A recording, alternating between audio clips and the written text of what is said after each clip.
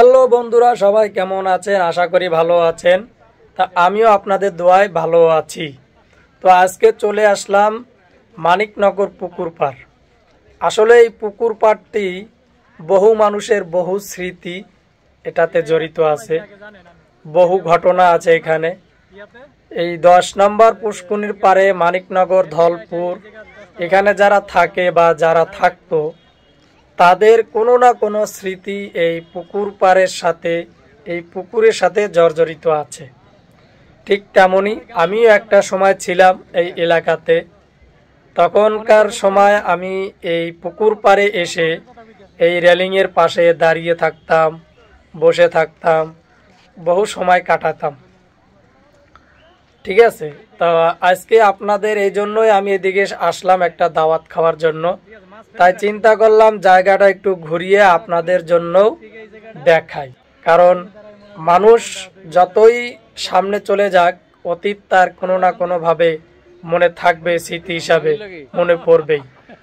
ঠিক তেমনি এই যে জায়গাগুলো দেখতেছেন, এই যে গাছগুলো দেখতেছেন, এই গাছগুলো আমি যখন আসতাম এখানে তখনকার এই গাছগুলো ছিল না।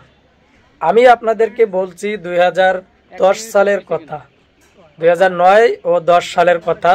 তখনকার আপনার এই যে গাছগুলো দেখছেন বর্তমানে, এই গাছগুলো ছিল না।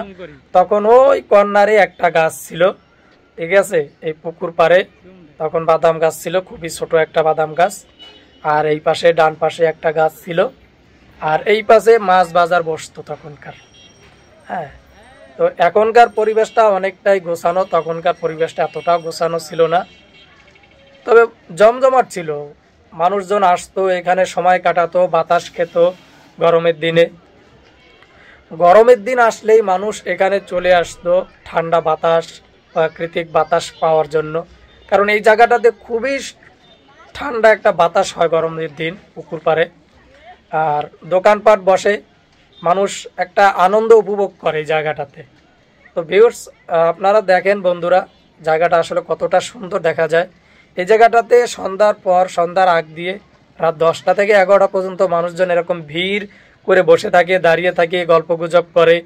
কেউ আবার পুষ্কুনের চারপাশ থেকে হাঁটাহাঁটি করে। যারা ডায়াবেটিসের রোগী আছে তারা এপার থেকে ওপার হাঁটাহাঁটি করে, ব্যায়াম করে। আবার সকালবেলাও অনেকে আসে ব্যায়াম করার জন্য এই জায়গাতে। তো বন্ধুরা, জায়গাটা কেমন লাগলো অবশ্যই জানাবেন। আর আরও কিছু ঘটনা ছিল যেটা বলি নেই, যাই হোক অন্য কোনো এক সময় আপনাদেরকে জানাবো।